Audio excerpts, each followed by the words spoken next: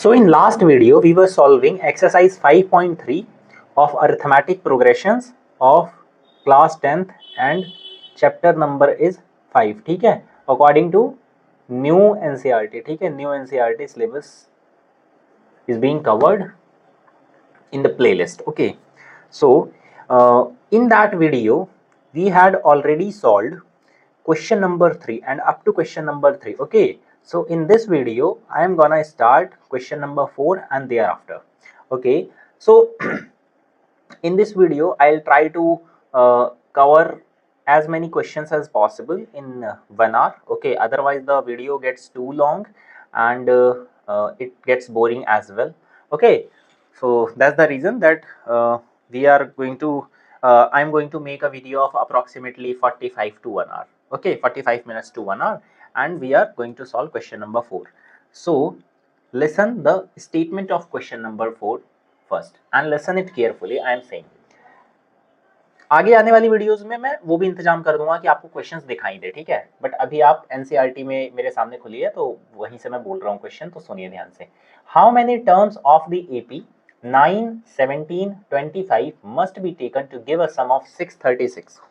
पूछा ये जा रहा है कि एक हमें एपी दिया हुआ है, तो पहले हम लिख लेते हैं given AP. Given AP is क्या है? Given AP 9, 17, 25 and so on. Okay, तो कितने टर्म्स हैं? कह रहा है कि इस एपी के कितने टर्म्स मस्ट बी टेकन, कितने टर्म्स लें हम जिससे कि जो समेशन आ जाए, उन सबका जो जोड़ आ जाए वो कितना आ जाए? वो आ जाए 636. कितने हमें टर्म्स लेने पड़ेंगे? मतलब कि हमारा समेशन क्या होता है? एसएन. एसएन क्या होता है? बेसिकली एसएन होता है कि कोई भी एपी है उसके n नंबर ऑफ टर्म्स का जोड़ कितना होगा. तो अगर 636 बोल रहा है कि समेशन 636 होना चाहिए, तो एसएन की वैल्यू 636 है, और फिर इसका फॉर्मूला यूज करते हुए हम n की वैल्यू फाइंड आउट करेंगे.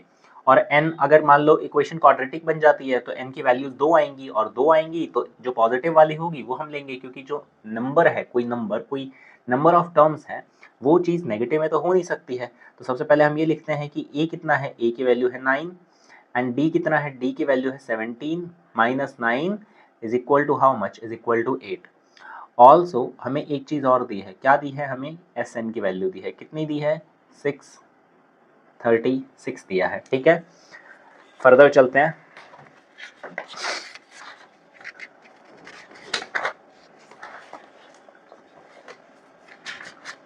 तो आगे जो है वो एस एन की वैल्यू हम सबसे पहले लिखेंगे, फॉर्मूला लिखेंगे. तो हम लिखेंगे we know S N is equal to how much? n by 2. Okay, 2a plus n minus 1 into D. Okay, अब हम वैल्यूज पुट करेंगे. So will apply the values और will put in the values. So S N is 336, n we don't know, so we will keep it as it is. okay, and 2 multiply a. a कितना है हमारा? 9 है, plus 9 minus 1 into D. How much is d? d is 8. सो अब देखो ये n जो है ये पूरे ये ब्रैकेट के साथ मल्टीप्लाई हो रहा है, तो अल्टीमेटली 2 जो है अगर n के डिवीजन में है तो इसका मतलब इस पूरे के डिवीजन में है.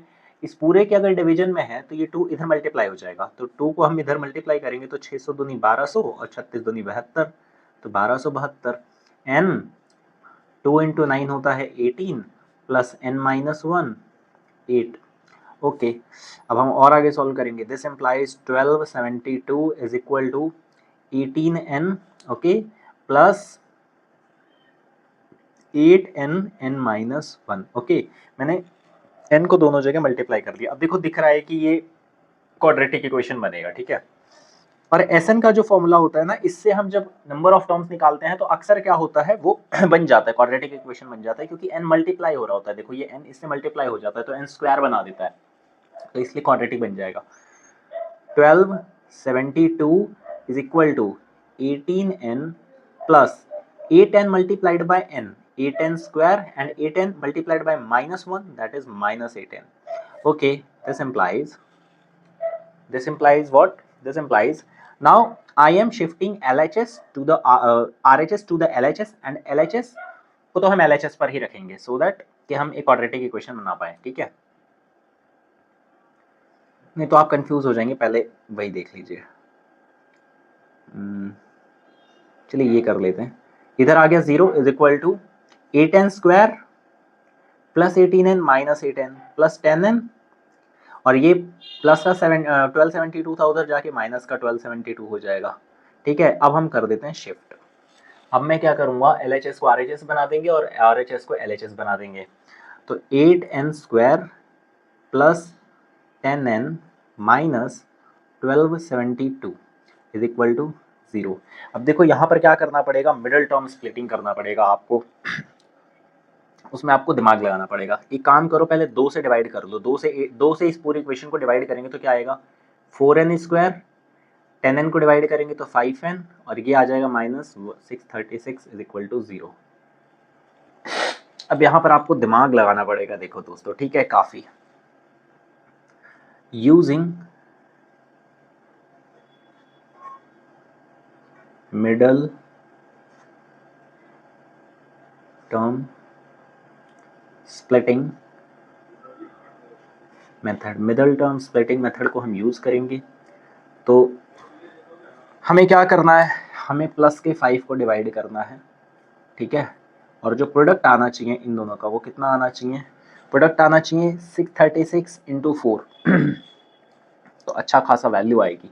इसका मतलब 1272 का 2 गुना मतलब 2400, कितना हो जाएगा 2400 और 144 और जोड़ेंगे साथ में 2544 आना चाहिए दोस्तों, और वो भी नेगेटिव का आना चाहिए। मतलब इधर एक नेगेटिव होगा एक पॉजिटिव होगा एक नेगेटिव होगा एक पॉजिटिव होगा, ठीक है, और नेगेटिव वाला छोटा होगा पॉजिटिव वाला बड़ा होगा। अब लगाओ दिमाग, कैसे बनाओगे, तो देखो कैसे बनेगा ये। मुझे लग रहा है ये 40-50 के आसपास बनेगा। 40 इंटू 50 होता है 2000, ठीक है, इतना ही होता है ना, हाँ 40 इंटू 50 होता है 2000, तो अप्रोक्सीमेटली 40-50 के आसपास बनेगा, 40-50 इधर ही बनेगा। तो चलो मान के देखते हैं, मान लो 41 लेते हैं इधर, तो इधर 46 लेना पड़ेगा तभी तो प्लस का 5 आएगा। 46 लेंगे तो 1 6 के 6 आ जाएगा, जबकि हमें यूनिट डिजिट पे चाहिए 4। 42 लेते हैं, अच्छा 4 इंटू 4 अभी ये 2000 में ही रह जाएगा। तो एक काम करते हैं, हम सीधा 51 से शुरू करते हैं, 2500, हाँ 51, तो इधर चाहिए हमें 56, तो 5 पंजे 2500 तो हो जाएगा। देखो 2500 तो हम पहुंचेंगे, लेकिन 1 इंटू 6 हम 6 यूनिट डिजिट में हमारे 6 आ जाएगा। यूनिट डिजिट में अगर 6 आ जाएगा तो हमें लेकिन चाहिए 4, तो कुछ और सोचो, क्या सोचोगे, 52 इंटू 57 सोचो।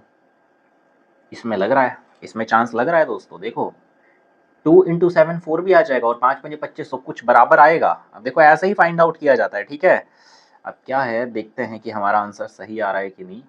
57 इंटू 52 कितना हो जाएगा ये, 114 कितना 11 या 100 5 7 जा 10 5 25 3 28 4, नहीं वैल्यू बहुत ऊपर चली गई दोस्तों, 6 9 2 बहुत ऊपर चली गई है, 2900 तक चली गई है। तो पीछे ही रुकेगा ये, 51 से पीछे ही होगा, ठीक है, 51 से पीछे ही होगा, इधर ही होगा। 42 है तो 47, एक तो 42 47 का पेयर बन सकता है, ठीक है, एक पॉसिबिलिटी है 42 47 का बन जाए। और किसका बन सकता है, 43, तो फिर 48 लेना पड़ेगा, 3 अट्ठे 8 3 24, 8 3 24 होता है क्या, 8 3 24 का भी पेयर बन सकता है दोस्तों, ये भी ध्यान रखना। तब भी 4 हमारा यूनिट डिजिट पे आ जाएगा। 4 4 4 9 9 चौक 36 नहीं बनेगा। 4 5 देन 55 0 5 0 आ जाएगा इसका यूनिट, ये भी नहीं होगा। 46 इंटू 51 नहीं ये भी नहीं होगा। देन 47 इंटू 52 ये भी हो सकता है, 47 इंटू 52 भी हो सकता है, ठीक है। फिर 48 इंटू कितना हो जाएगा, देखो दिख रहा है आपको। अब हम यहीं पे पता लगा रहे हैं, थोड़ा टाइम लगेगा, बट इस तरह से हमें देखना पड़ेगा। 47 52 48 एंड 53 इसका भी बन सकता है, इसका भी बन सकता है।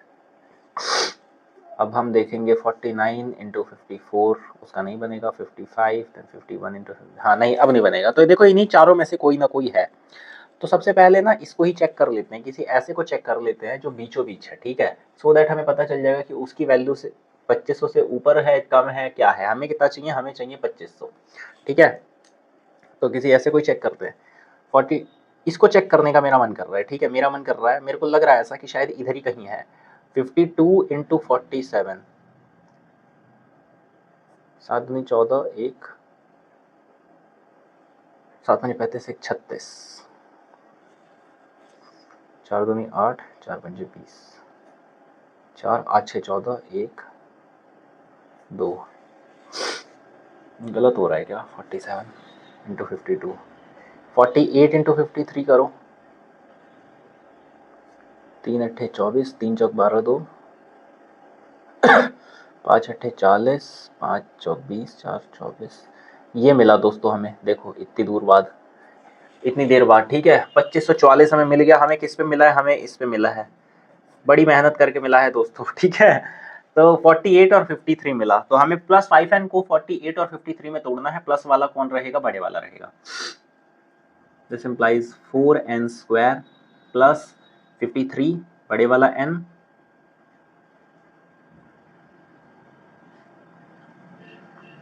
लिसन माइनस, चलो मैंने लिख दिया तो लिख दिया, माइनस 30 सॉरी 636,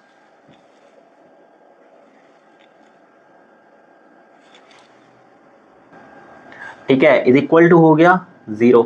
कॉमन निकालो, क्या कॉमन निकालोगे? 4 और 53 में तो कुछ कॉमन आएगा नहीं, तो किस में कॉमन आएगा? n ही कॉमन आएगा सिर्फ। n कॉमन निकाला तो यहाँ बच गया 4n प्लस 53। फिर इधर से अब देखो, तुम्हें अंदर प्लस चाहिए तो माइनस को बाहर निकाल लोगे तो भी इधर प्लस बनेगा, तो माइनस बाहर निकालो। 48 और 636 में से क्या बाहर निकाल सकते हो? देखो 636 और 448, इसमें से देखो 4 तो बाहर आ जाएगा, ये दोनों 4 से डिवाइड हो जाएंगे। 4 से डिवाइड होने के बाद यहाँ बचेगा 12 और यहाँ बचेगा 4 एकम 4, 1 4 दिए 12, नहीं 4 एकम 4, 2 4 पंजे 20, 3 4 9 36, ये बचा। अच्छा ये 12 और ये 159 ये 3 से भी डिवाइड होते हैं, तो एक 3 भी दोनों में से बाहर आ जाएगा, तो ये हो जाएगा 4 और 3 से इसको करेंगे तो ये कितना हो जाएगा? 3 5 15 और 3 3 9, अच्छा 53 आ गया, 53 और 4, हाँ तो और नहीं होगा डिवीजन, तो इसका मतलब 4 और 3 बाहर निकाले जा सकते हैं, मतलब कि 12 बाहर निकाला जा सकता है।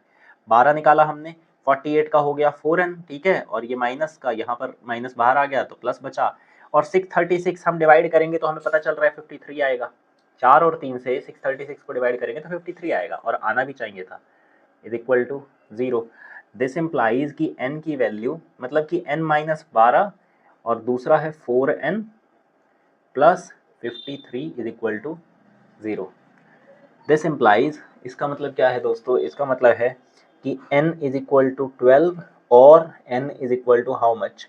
n इज इक्वल टू ये 50, अब देखो ये 53 उधर जाके माइनस 53 हुआ अपॉन 4 हुआ, so this implies n is equal to minus 53 upon 4 is क्या? Is neglected. क्यों नेग्लेक्टेड? इसलिए नेग्लेक्टेड क्योंकि नंबर ऑफ टर्म्स जो हो सकते हैं वो नेगेटिव में नहीं हो सकते हैं, because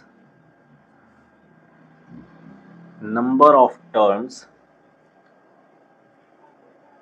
can't be in negative, ठीक है, नेगेटिव में हो नहीं सकते, नेगेटिव में नहीं हो सकते, तो इसका मतलब n इज इक्वल टू 12।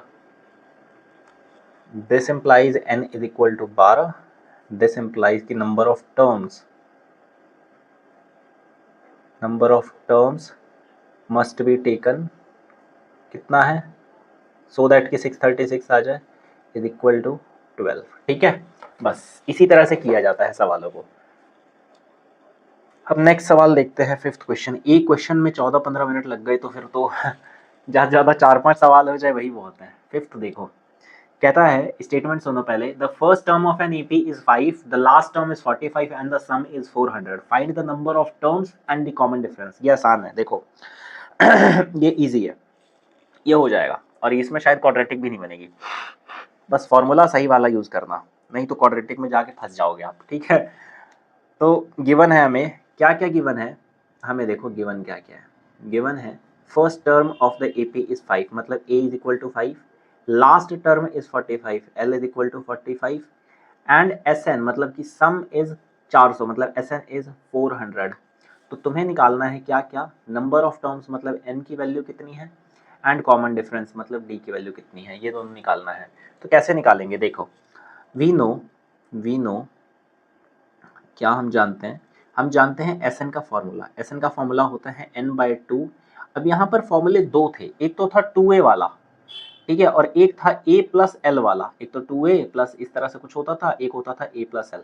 कौन सा लगाना बेटर है, जो चीज़ की वैल्यू हमें गिवन है, जैसे l की वैल्यू हमें यहाँ दी है तो हम ये वाला फॉर्मूला अप्लाई करेंगे। अगर हमने वो वाला अप्लाई कर दिया तो उसमें d भी आ जाएगा और n भी आ जाएगा, और ना हमें n पता है ना d पता है, तो फिर प्रॉब्लम हो जाएगी, मतलब दो दो टर्म्स अननोन रह जाएंगे, हम फाइंड आउट नहीं कर पाएंगे। तो हमें कैसे पता करना पड़ेगा, a प्लस एल वाला हम यूज करेंगे, ठीक है, a प्लस एल। तो a की वैल्यू है a प्लस एल। अब हम वैल्यू पुट इन करना शुरू करते हैं। दिस इम्प्लाइज Sn कितना है 400 is equal to n/2। a की वैल्यू है 5 प्लस l की वैल्यू है 45, ठीक है। This implies 400 is equal to n/2, और ये कितना हो गया 50 हो गया, क्योंकि 45 प्लस 5 50, 2 1 जा 2, 2 इंटू 25 कितना होता है 50। दिस इम्प्लाइज की जो n की वैल्यू है वो आएगी 400 डिवाइडेड बाई 25, और इसका वैल्यू होता है 16, ठीक है। ये आप करके देख लेना, 60 नहीं आएगा, ठीक है। ये सब आपको प्रैक्टिस से पता लग जाएगा। ऑल्सो अब हमें क्या पता है, देखो हमें a की वैल्यू पता है 5। अभी हमें एक चीज़ और निकालनी है ना, हमें देखो d निकालना है, तो वो कैसे निकालेंगे वो मैं बताता हूँ। a की वैल्यू है 5, l क्या होता है, a nth होता है, लास्ट टर्म क्या होता है, अगर n हमें पता चल गया है तो लास्ट टर्म ही तो n होता है, मतलब कि an भी हमें पता है कितना है वो 45, और हमें d भी, अच्छा d नहीं पता, हमें क्या पता है n पता है, n इज इक्वल टू है 16, मतलब an क्या है a16 भी पता है हमें एक तरह से। तो ऑल्सो l मतलब कि last term here is equal to क्या है a16, a16 ही तो लास्ट टर्म होगा, इज इक्वल टू कितना दिया है हमें 45। वी नो हम एक और चीज जानते हैं, हम क्या जानते हैं, हम an का फॉर्मूला भी जानते हैं, a16 इज इक्वल टू होता है a प्लस 15d, ठीक है। a16 दिस इम्प्लाइज कि जो a16 है मतलब कि 45 है, वो a मतलब कि 5 प्लस 15 d के बराबर होगा। दिस इम्प्लाइज, इसका मतलब क्या हुआ कि 15d, d की वैल्यू पॉइंट में जा रही है क्या, 5 15 16, सब ठीक तो है ना, 5 45 50, ओके 16 ही आएगा, e16 is equal to 45 and then e plus 15d, ठीक है। दिस इम्प्लाइज कि d की जो वैल्यू होगी वो हो जाएगी 40/15, that is 3/8। This is d की वैल्यू 8/3। यहाँ पे हम एक बॉक्स कर देते हैं अपने आंसर को, और यहाँ पर भी बॉक्स कर देते हैं n इज इक्वल टू 16। हो गया हमारा जवाब, ठीक है। फिफ्थ हो गया, सिक्स्थ पर चलते हैं। सिक्स्थ क्वेश्चन क्या कह रहा है, तो सिक्स्थ क्वेश्चन की स्टेटमेंट सुनने के लिए तैयार हो जाओ। स्टेटमेंट कहती है the first and the last terms of an AP are 17 and 350 respectively. If the common difference is 9, how many terms are there and what is their sum. ये बहुत आसान है, ये खुद ही कर लोगे आप, ठीक है। गिवन क्या क्या चीजें हैं, गिवन है फर्स्ट टर्म और लास्ट टर्म। फर्स्ट टर्म है a is equal to 17, last term है l is equal to a n is equal to कितना दिया है, ये दिया है 350, ठीक है। और कॉमन डिफरेंस भी दिया है d, कॉमन डिफरेंस कितना दिया है 9, और हमसे पूछा गया है कि n की वैल्यू बताओ, ठीक है, और फिर सम बताओ, मतलब Sn की वैल्यू कितनी होगी। तो ये तो बहुत आसान है, an की वैल्यू आपको पता हो, देखो a की वैल्यू आपको पता है, an की वैल्यू पता है, d की वैल्यू पता है, तो an का फॉर्मूला लगा के आप n की वैल्यू फाइंड आउट कर लीजिए।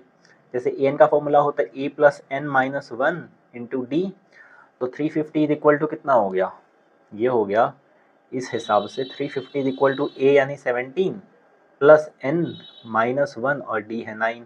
इसको सॉल्व करके n की वैल्यू फाइंड आउट कर लोगे, ठीक है, और फिर Sn का फॉर्मूला अप्लाई कर दोगे। Sn का फॉर्मूला होता है n/2 और a प्लस एल, कोई भी फॉर्मूला अप्लाई करोगे मिल जाएगा, क्योंकि आपके पास डी भी अवेलेबल ही है, तो कोई दिक्कत नहीं है। ए की वैल्यू आपको ए की वैल्यू पता है, एल की वैल्यू पता है, एन की वैल्यू आपने फाइंड आउट कर ली, एस एन की वैल्यू आप फाइंड आउट कर दोगे, ठीक है। सो इसमें ये लिखना पूर्णतः इंसाफ है पूरी आपके साथ इंसाफी है, क्या इंसाफी बोलेंगे ना इंसाफी होता है लेकिन इंसाफी, हाँ ठीक है, मतलब पूरा ये जस्टिस है कि आप इस क्वेश्चन को स्वयं कर लेंगे, ठीक है। 7th क्वेश्चन,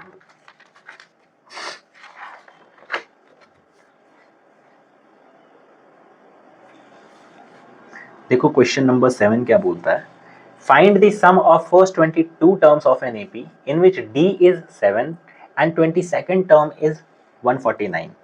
तो गिवन है, हमें क्या चीज गिवन है, गिवन ये है कि जो डी है कॉमन डिफरेंस, डी की वैल्यू है 7 एंड 22nd टर्म मतलब कि A22 इज इक्वल टू है 149। तो A22 दिया है, डी दिया है, तो आप फाइंड आउट कर सकते हो ए या नहीं कर सकते हो। पहले मैं ये बता देता हूँ कि पूछा गया क्या है, पूछा गया है सम ऑफ फर्स्ट 22 टर्म्स, मतलब कि S22 पूछा गया है, ठीक है।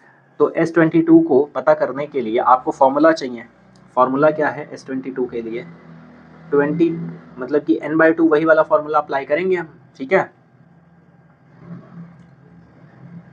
देखो कोई भी फॉर्मूला अप्लाई कर सकते हो, ठीक है, देखना अभी आपको पता चलेगा। आपको अभी लग रहा होगा कि डी वाला अप्लाई करेंगे, बट A+L वाला भी हम अप्लाई कर पाएंगे। n/2 एक फॉर्मूला होता है 2a, ये वाला n/2 2a n-1 into D, एक तो ये फॉर्मूला होता है, एक फॉर्मूला होता है n/2 A+L, ठीक है, एक ये वाला भी फॉर्मूला होता है, दो फॉर्मूलेज होते हैं इसके, दोनों को हम देखना अप्लाई कर पाएंगे बहुत इजीली। अभी आपको लग रहा होगा कि S22 को फाइंड आउट करने के लिए हमें D चूंकि पता है, तो D की वैल्यू वाला फॉर्मूला हमें लगाना चाहिए, बट हम देखेंगे कि A+L लग जाएगा, क्योंकि एक्चुअल में हमें L भी पता है, यही तो है L, ठीक है। क्यों, क्योंकि यहाँ पर भी 22nd बोला है उसने बोला है 22nd टर्म तक का समेशन निकालना है, और यहाँ पर भी 22 है, तो एक तरह से हम मान सकते हैं कि यही लास्ट टर्म है, और लास्ट टर्म तक का हमें एपी चाहिए, सम चाहिए, तो लास्ट टर्म तक का हमें सम चाहिए होता है, तो हम ये फॉर्मूला अप्लाई कर लेते हैं लास्ट टर्म तक के लिए, ठीक है। तो लास्ट टर्म यही है, तो A22 is equal to L, यही लिख देते हैं कि यही L है।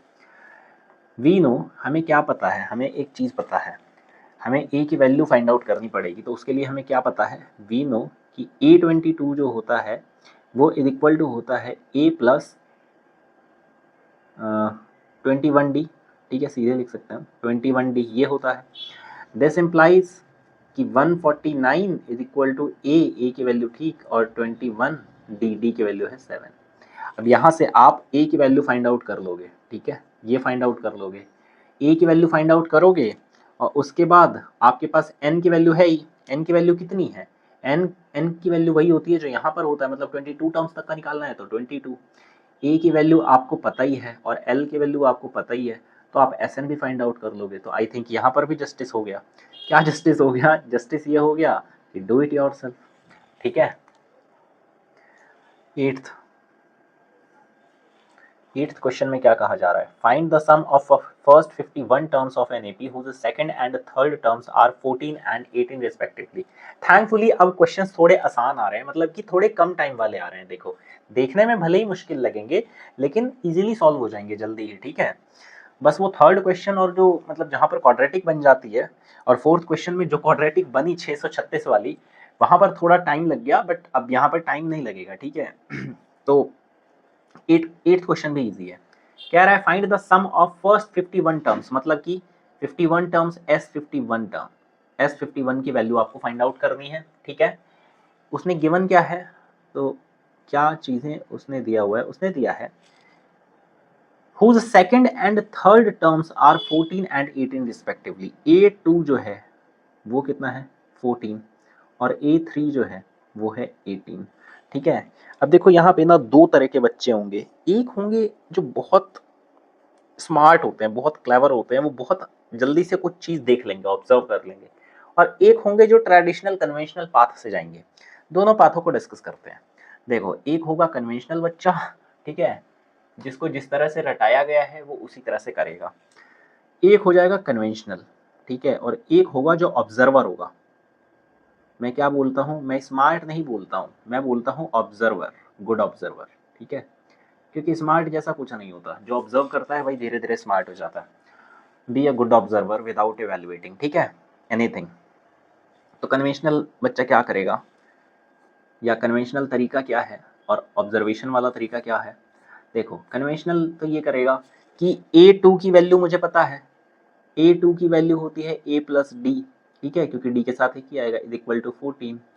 और A3 की वैल्यू हो गई A प्लस 2D, ठीक है, is equal to how much, is equal to 18। अब फिर यहाँ पर वो माइनस लगा के, इधर माइनस एलिमिनेशन वेलिमिनेशन सब लगा के इधर डी की वैल्यू कुछ फाइंड आउट करेंगे और फिर ए में रखेंगे, इस फर्स्ट इक्वेशन में रखेंगे ए की वैल्यू और डी की वैल्यू फाइंड आउट कर लेंगे। एक तरीका तो ये है। एक दूसरा तरीका देखो, दूसरे तरीके में क्या है, हमने देखा कि A3 की वैल्यू दी है 18, A2 की वैल्यू दी है 14। ध्यान से देखोगे तो हमने क्या पढ़ा हुआ है कि जो कॉमन डिफरेंस होता है वो next term minus previous term होता है। Next term minus previous term, तो जिस बच्चे ने डेफिनेशन से पढ़ा होगा, अच्छे से पढ़ा होगा, तो वो इस चीज को देख लेगा यहाँ पे, next term minus previous term. Next term क्या है 18 माइनस उससे ही प्रीवियस वाला टर्म तो A2 है, A3 है, उससे पीछे वाला A3 A2 है, तो 18 माइनस 14 इज इक्वल टू 4। तो डी की वैल्यू उसने तुरंत निकाल दी, उसने तुरंत फाइंड आउट कर लिया, चाहे वो तो मन में ही कर दिया होगा, है ना, मन में ही कर लिया होगा कि डी की वैल्यू 4 है। अब क्या करेगा, इधर ला के वैल्यू पुट आउट कर देगा a प्लस डी। A2 की वैल्यू कितनी होती है a प्लस डी, जिसमें d की वैल्यू कितनी निकाल ली 4, तो a की वैल्यू कितनी है, जो बच गई 14 में से 4 गया 10 बचा हुआ है। a और d दोनों की वैल्यू फाइंड आउट कर लिया उसने। अब देख रहे हो कितना इजीली किया उसने, उसने d को सीधा 4 लिखा, ठीक है, फिर मान लो कि इसको फर्स्ट इक्वेशन मान लेंगे और फ्रॉम फर्स्ट लिख देंगे कि a की वैल्यू है 14 minus D is equal to 14 minus 4, ए की वैल्यू है 10। ए की वैल्यू हमें पता चल गई, डी की वैल्यू हमें पता चल गई। अब हम एस एन वाला फॉर्मूला अप्लाई कर देंगे, सिंपल है।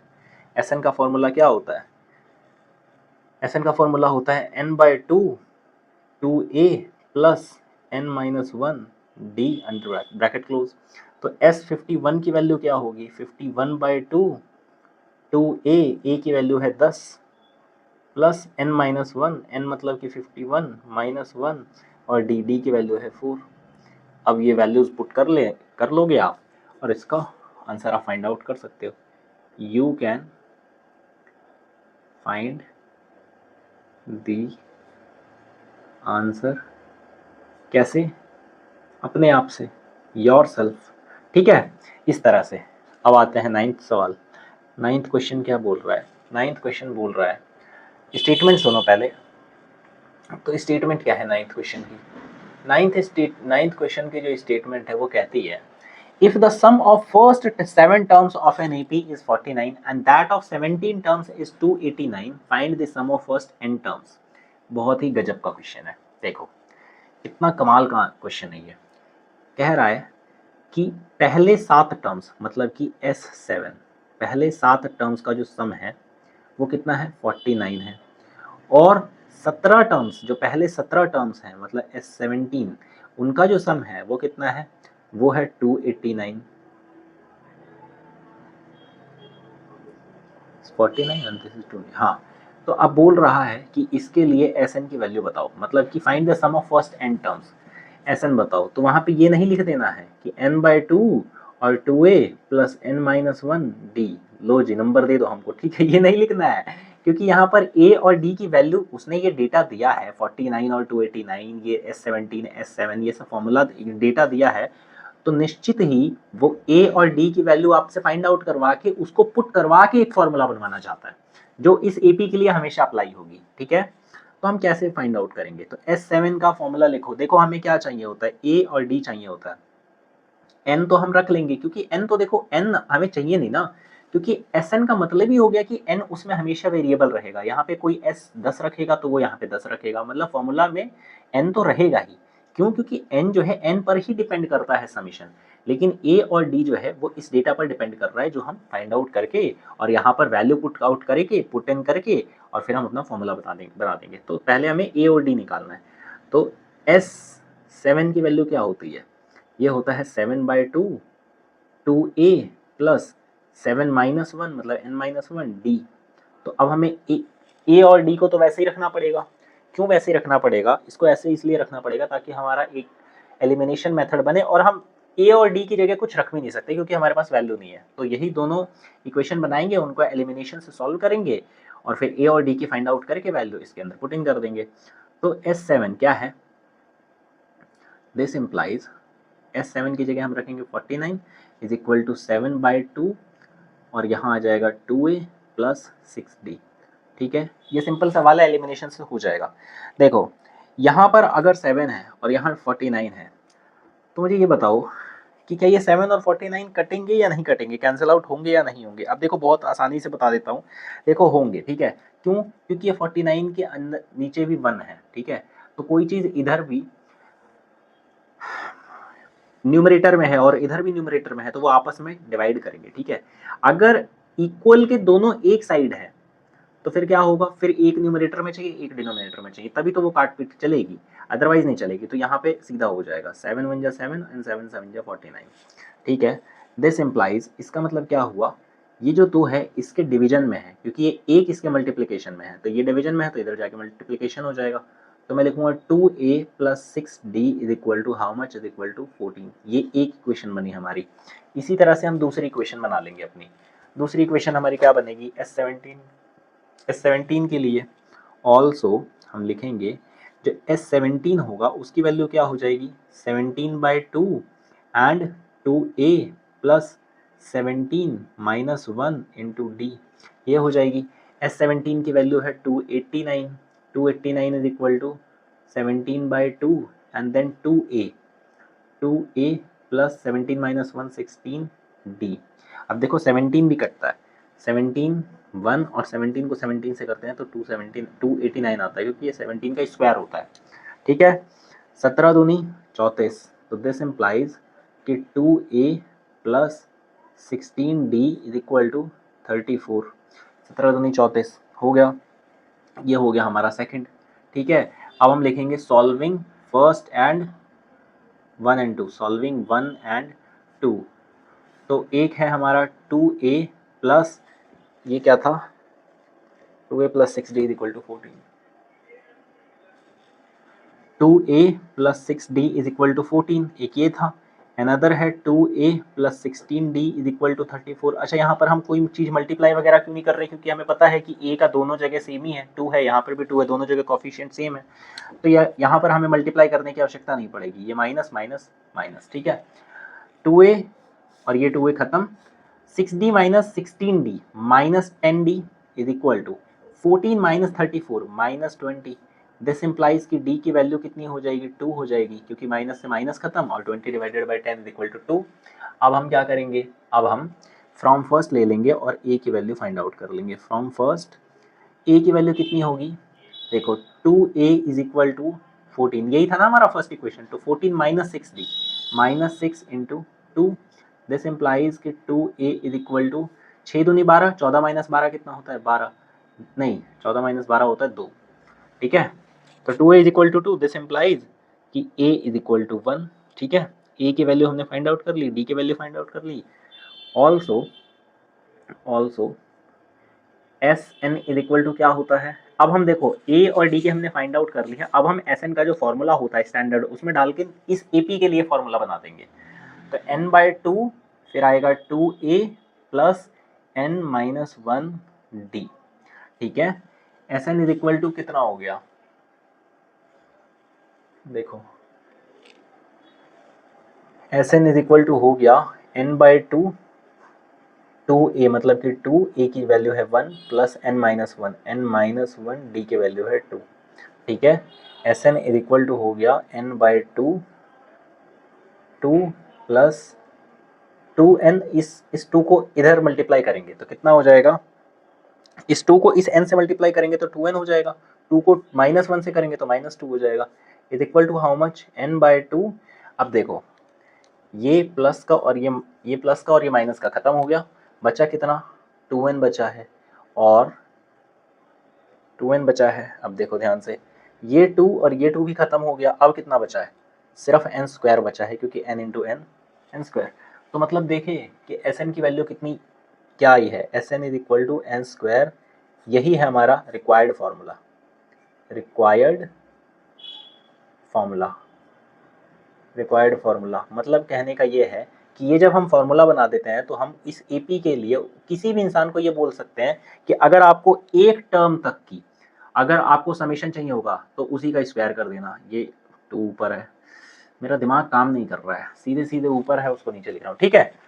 तो क्या करना पड़ेगा हमें, हम किसी को ये एपी, जो भी ये एपी होगी, हमें नहीं पता ये एपी क्या है, पर ये जो भी होगी उसको वो एपी दे देंगे और हम कहेंगे कि भाई 18वें जो 18वां टर्म है वहां तक का सम निकालना होगा तो 18 का स्क्वायर कर देना, 10वें तक का निकालना होगा 10 का स्क्वायर कर देना। समझ आ रहा है? तभी तो आप चेक भी कर सकते हो, देखो चेक भी कर सकते हो। क्वेश्चन में क्या दिया था कि 7th टर्म तक का जो समेशन है वो 49 है, देखो आ भी रहा है 7 का स्क्वायर 49। 17 तक का क्या है 289, वो भी आ रहा है। तो एक माइनर सा चेक, छोटा सा एक चेक भी आप कर सकते हो, ठीक है। तो यही है हमारा required formula for summation up to the number of terms, जितने भी नंबर ऑफ टर्म्स चाहिए आपको। 39 मिनट्स हो गए हैं दोस्तों और 9 क्वेश्चन हम कर चुके हैं, ठीक है। तो बाकी के क्वेश्चंस हम नेक्स्ट वीडियो में सॉल्व करेंगे। Thank you.